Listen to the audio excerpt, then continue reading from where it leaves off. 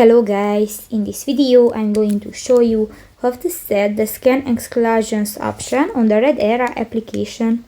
But first of all, I just want to mention, please don't forget to subscribe to our channel, because at 100,000 subscribers we are going to show you our YouTube revenue statistics and growth strategy, how to make money online. So let's jump into it. First of all, open the application on your device. Click to the three lines at the upper left corner of the screen and go to the settings button.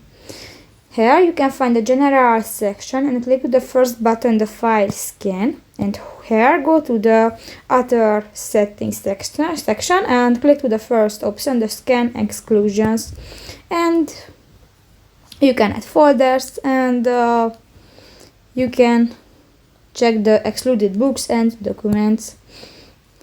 And you can add different folders. So that's pretty much it for this video, guys. See you in the next one. Bye bye.